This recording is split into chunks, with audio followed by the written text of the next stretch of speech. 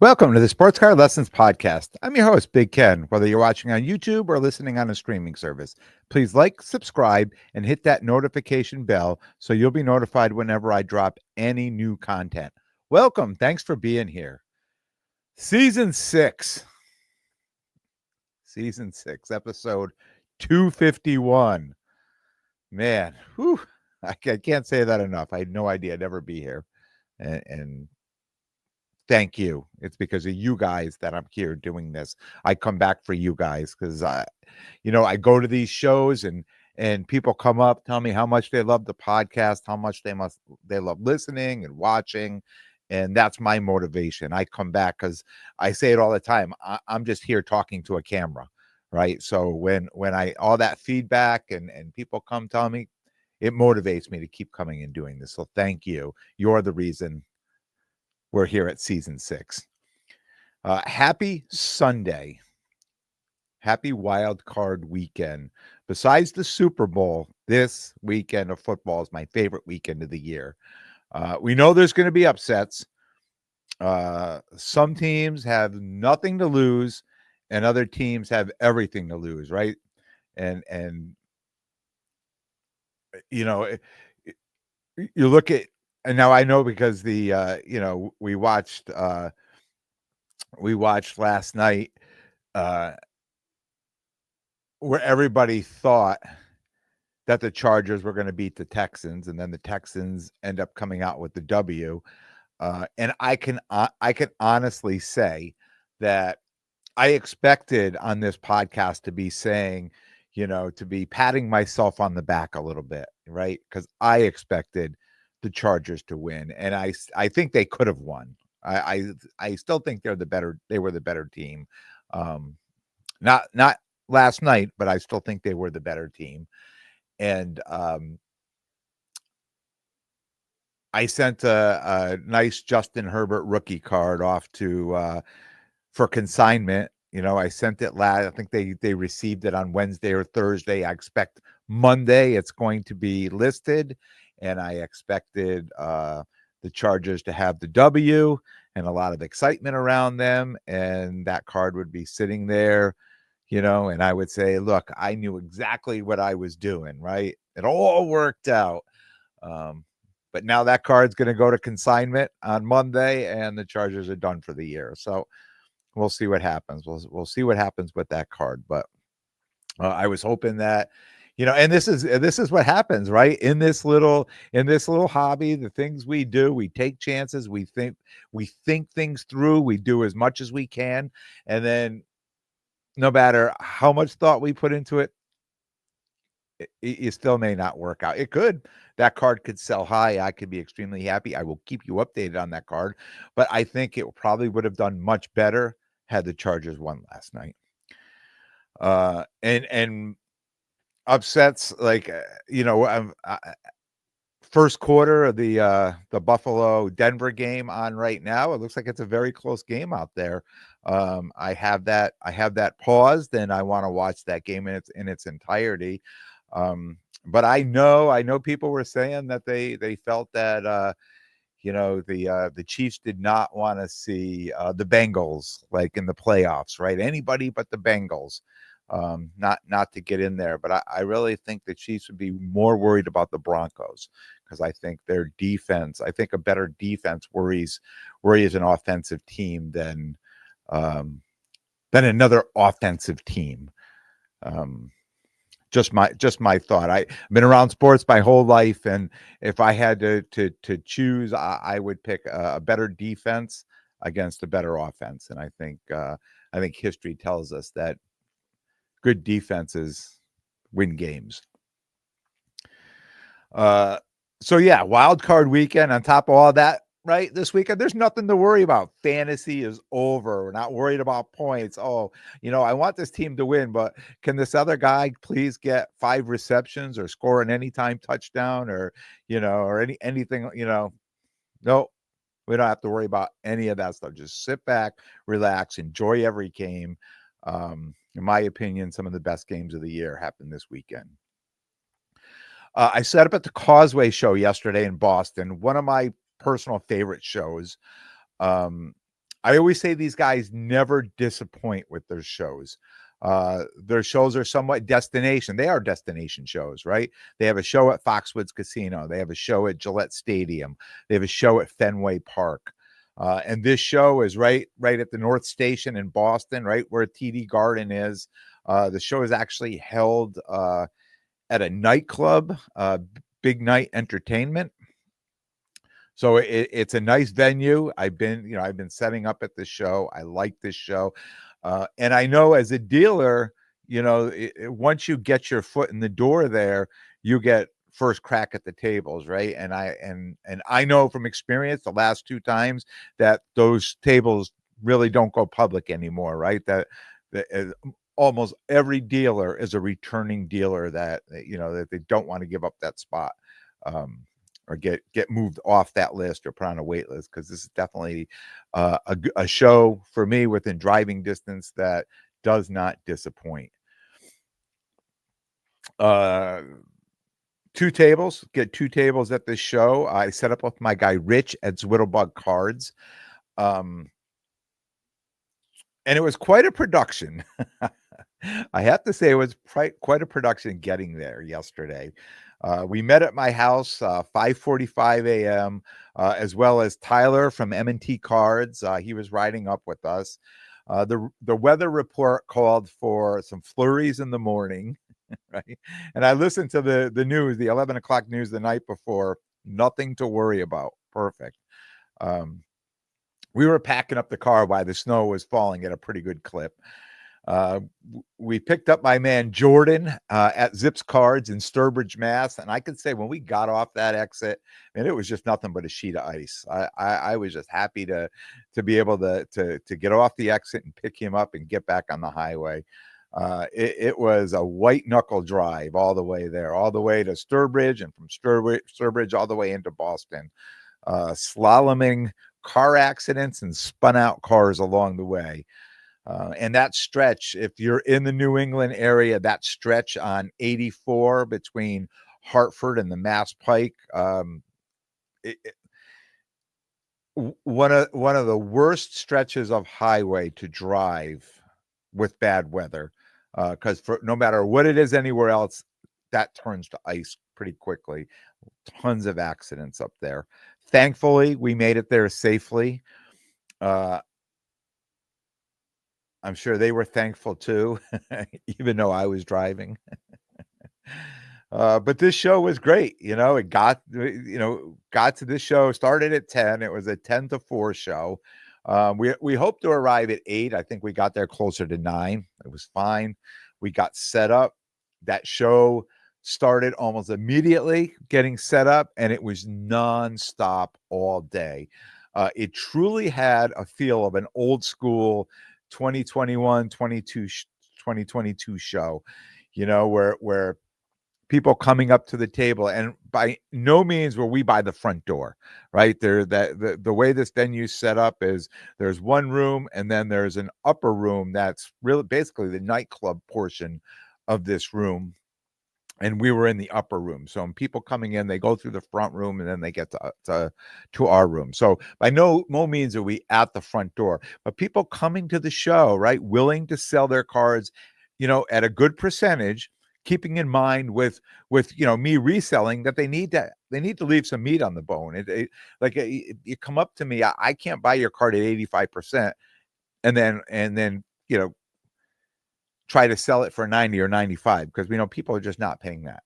So, if you want me to buy your card, I need to buy it at this percent so I could sell it more at the 85%. And I say this all the time. I've been saying this at shows for a while, and people would get upset. I'm not selling that 85%. Why am I going to sell to you at 85%? I'll go, okay, I completely understand. I understand that. And a few episodes ago, at the end of last season, I talked about other dealers, right, buying a card at 85%, right? And then not being able to sell it, or holding it and then selling it for 85% and never making a penny on that card. It just makes no sense to me. So I tell people, look, I put my sign up, I'm buying. And when I look at it, I explain to you, and I'll explain exactly to whoever's buying the card. Like, look, if I buy this card at this much, now I have this much room right? Where this could be my profit margin in here, which is not a lot. But when you're asking me to pay this much for that card, you've taken away any profit I could make. So it doesn't make sense for me to buy that card at that price unless I'm buying that card to hold it for 3, 6, 8 months, whatever to do it, which I'm not doing on very many cards right now. So yeah, so people they were fine with that. Like, yeah, I'm good with that. I'll take that on the card. And of course, when they're getting cash, it's okay. Just leave some meat on the bone for me. And with that in mind, almost everything that I bought at that show, I resold at that show to somebody else, right? So that's why it had that old school feel to it, because that's kind of what, when I got back into setting up as a dealer, and if you go back to the early seasons, you hear, buying here, you know, dressing it up, putting it a one touch, repricing it, putting back in the case, and then selling it, to somebody else. And I have to say, I sold at this show the cards that I bought as much as I actually sold of the cards that I brought with me to that show. So again, it makes it a much better. I mean, you're just hustling all day long, buying, repackaging, repricing, putting it back in the case, and a lot of those cards sold. So really excited.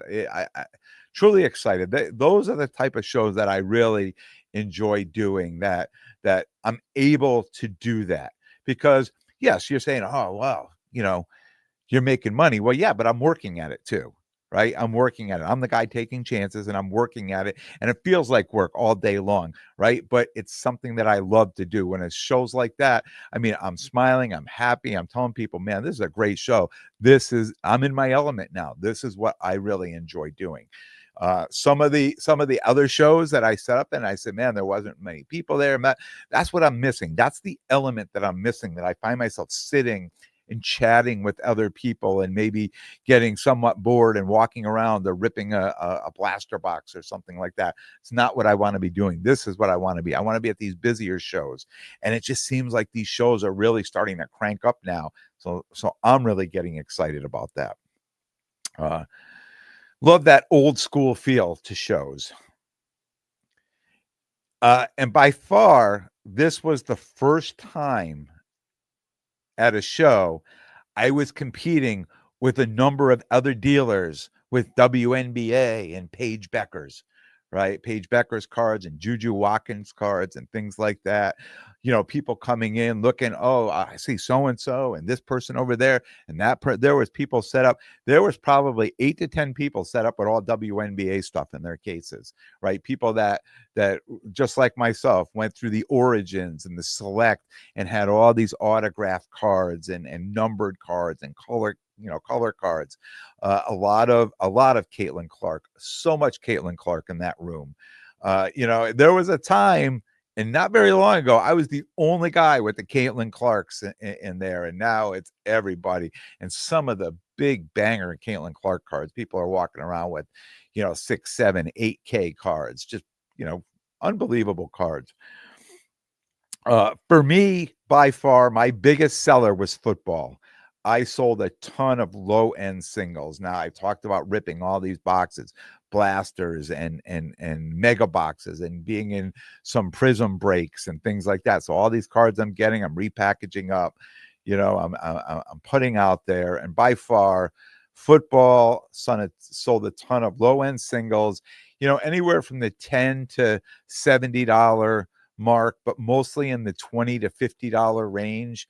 And it's interesting, I had some cards there that I had listed at $10, right? And people would be like, how much are those cards? I said, oh, this row here, they're all $10. And immediately when I said $10, they stopped looking at those cards. Absolutely stopped looking at those cards. And I thought to myself, people, they just feel the cards are too cheap. Like all of a sudden they see like a Drake May rookie or a Don Russ rookie or a Jaden Daniels, and you say $10, they're like, oh, that must be, the thickness, it must be a right. So then about an hour into the show, I just started telling people, oh, that row is $20. Oh, 20? Can I see that one? Can I see that one? Right now, all of a sudden they're not $10, they're $20. And then they'll look on their phone, they're like, oh, well, the last one sold at 8 or 9 or 11 or whatever, will you do 10? Yeah, I'll do 10. So, I mean, I'm still getting the same amount for the card, but I just felt like once the consumer is walking up and they're looking and I'm saying these are $10, all of a sudden that they weren't, it was like it was too cheap for them. But once I put them at $20, now they're offering me $10 for the card, which is perfect. I mean, that's all I wanted to get for the card anyways. And some of them I was like, I'm pretty firm at the $10 because that's what the card is selling for. And like, I really don't want to do a whole lot of negotiation on a $10 card, right? I don't want to take that card and put it in 15 and then you say, oh, geez, but you take 8 and I'll say, I'll take 10. We don't need to do that. We don't do that. We know what the price of that card is. It's a $10 card. So I put them at 20 and sold them a bunch of them at 10, right? I was happy to do that. But it was just interesting that people just felt like that the cards were too cheap, I think.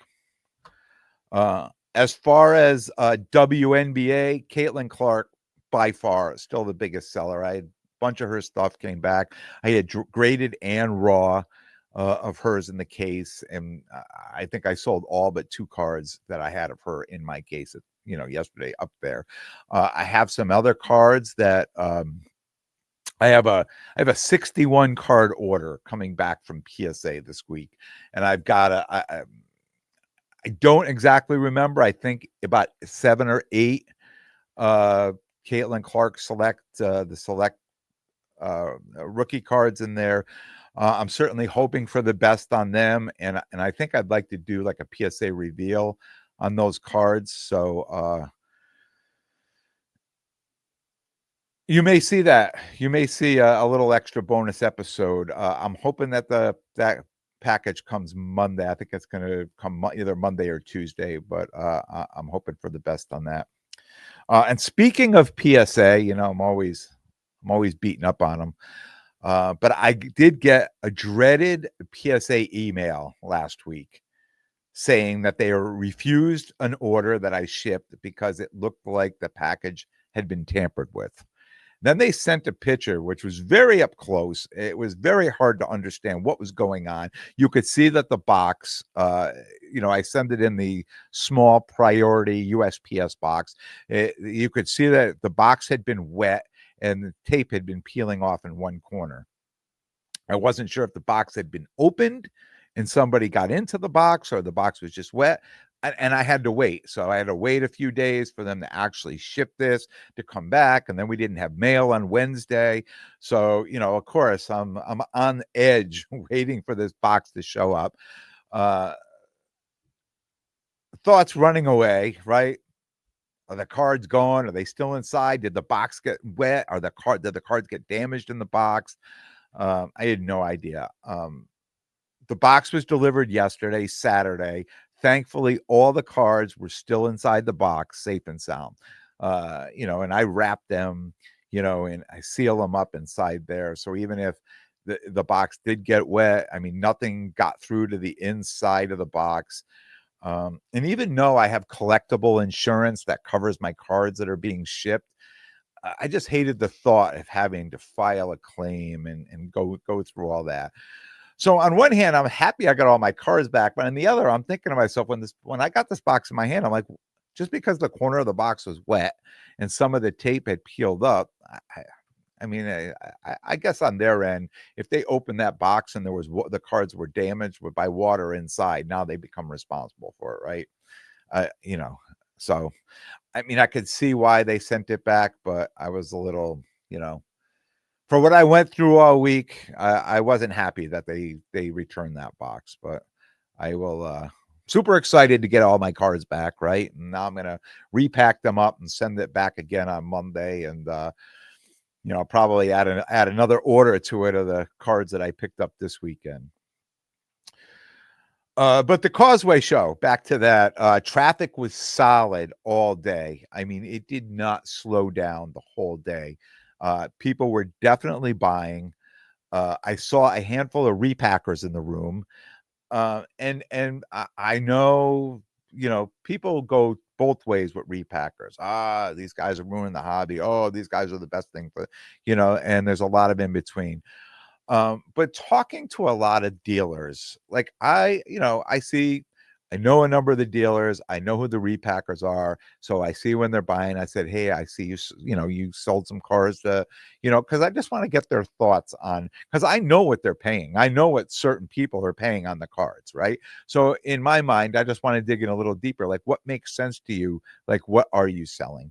And it seems like the consensus there is most dealers are happy to move the stale cards to the repackers, even though it feels like a lower percentage, and it's could even be a loss, and it probably is a loss.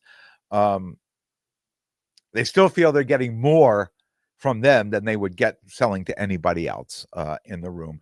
And sometimes stale cards just stay stale. People just come up, and I know I've talked about stale cards.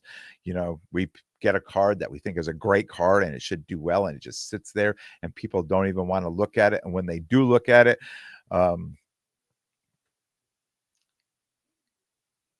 there's always a reason that they don't buy the card. And a lot of times with me is because there's no recent comps.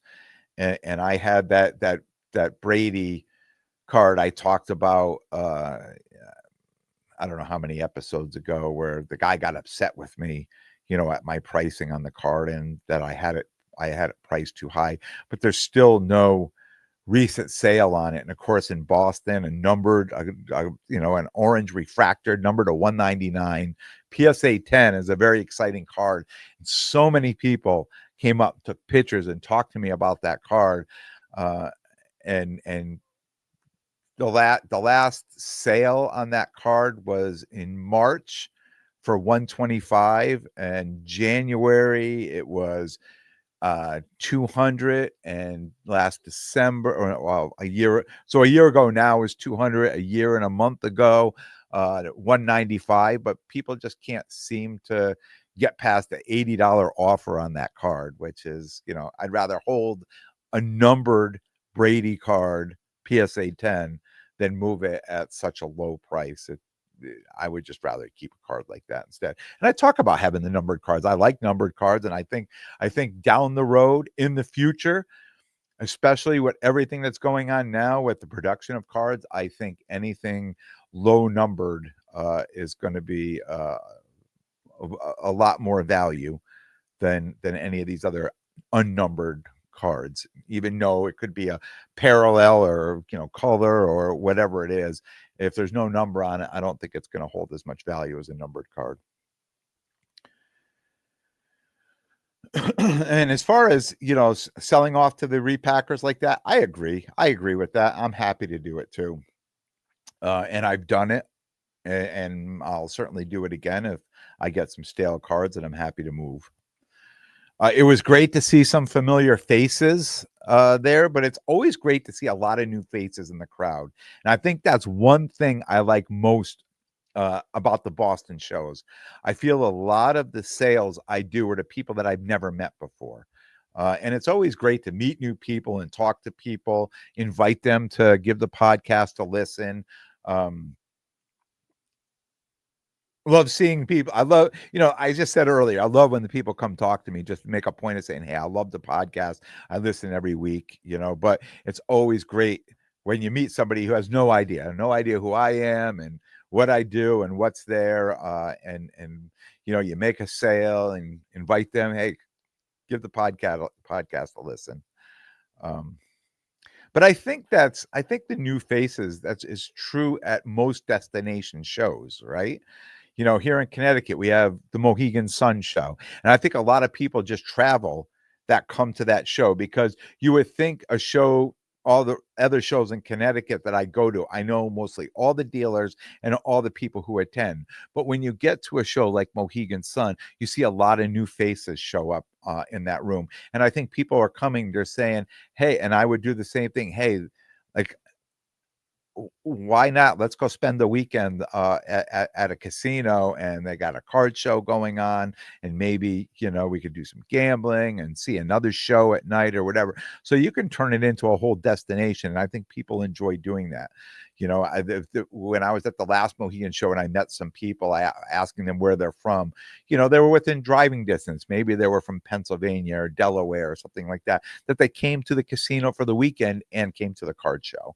Right. So I think destination shows attract new faces, and maybe even new collectors, right, to the hobby. You know, I'm preparing now, a couple of weeks away from Culture Collision in Atlanta. That is definitely a destination show. Not a lot to see unless you want to go outside of, in downtown Atlanta and things like that. But the show venue itself is connected to this hotel in this massive complex. So you could go to this show, right? And once you get to the hotel, you never have to go outside until you leave. You could get there Friday and stay, never go outside again until Sunday. Um, the show is inside the massive trade nights that go on Friday, Saturday night. And there's this huge lobby and I know they prepare for it because there's nothing in there. They clear the whole lobby out, and it's just a massive trade night in the lobby. Maybe not as exciting as a casino or downtown Boston, but for the hobbyist, right? It's a card show on steroids. It's constant card show interaction from Friday to Sunday. Uh, and on top of that, it's bringing people from all over the country, bringing lots of different inventory, which is really cool too. And like I know I'm going there, so I found myself the last couple of weeks trying to pick up Atlanta Falcons stuff, right, to bring to the show. Maybe move, for the locals.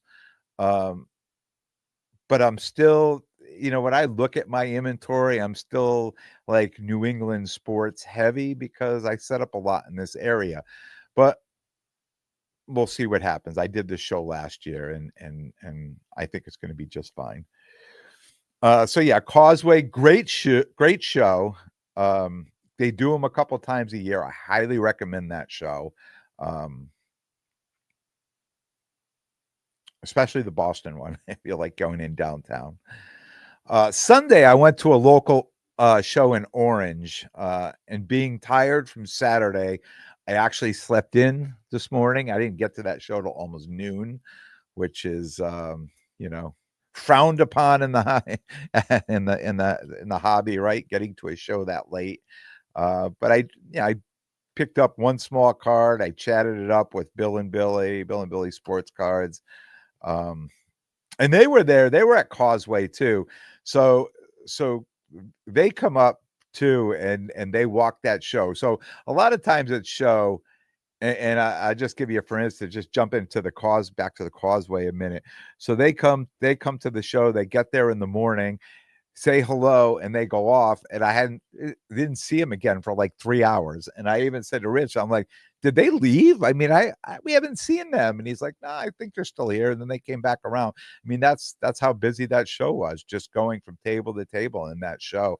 And I know they had a great day too, picking up and selling things there too. But I saw them. I mean, I took all their pickups, and they were back at the at the Orange show, set up there. It was good to see my guy Tom at Hudson Fan 15, who was on the podcast a few weeks ago. He was there set up, chatted with him a little bit, and all the other locals that I see there. Love going to these local shows. There's one guy there that sets up, and he has a lot of Juju Watkins and Paige Becker's cards. And I know even if I get there at noontime, I'm still his best customer that he's going to have there. There's not many people. He does a ton of Pokemon, but he does put these in his case. And I think I'm probably, one of the few people that do buy these cards from him just because I know the value. And interestingly enough, a lot of people have been asking me, and I mentioned Juju Watkins a lot, and a lot of people, and especially this weekend and this last week or so, I get people reaching out to me because I think people are starting to see this, where Juju Watkins is with college basketball. And I can't tell you how many times people have asked me, Juju or Paige or Juju, who do you like better? Who do you think is the better player?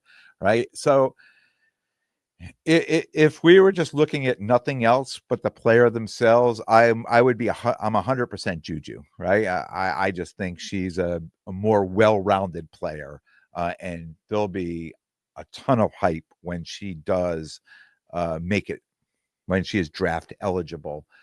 Um,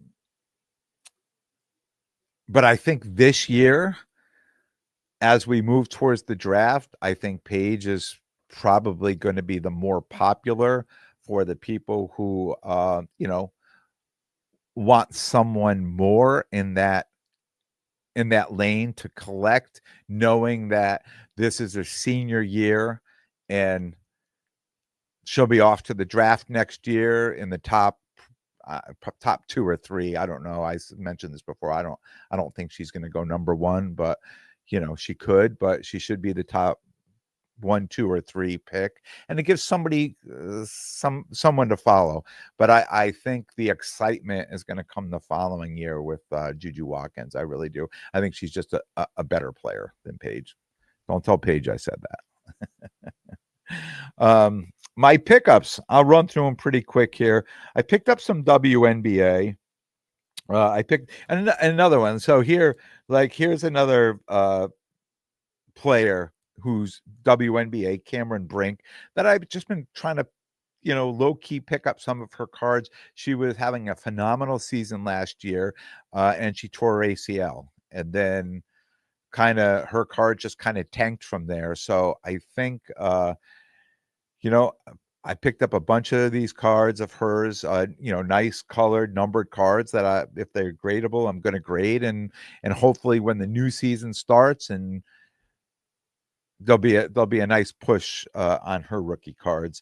But this was the light blue, and if you're on YouTube, I'm just going to show these, the light blue rookie card. This one's numbered to 125. Pick that one up, and the next 3, and being in this area, the Liberty right here in New York, Sabrina Ionescu, or Onescu, very popular right now. So I was able to pick up a lot of hers. This is the En Fuego tie-dye, number to 25. This is the this snapshot flash, number to 75. And the green, true green prism, number to 75. So again, I just picked these cards up. They're gradable. I will grade them. If not, any of these local shows, she has a huge fan base here. Those will sell easily. I picked up this Joe Milton III, the Mosaic Silver Prism. People are big on him right now, so getting these cards cheap and just putting them aside to see what happens. Bryce Young, the Red Mojo rookie prism. Another guy who finished out the year a little strong, so that came in a lot.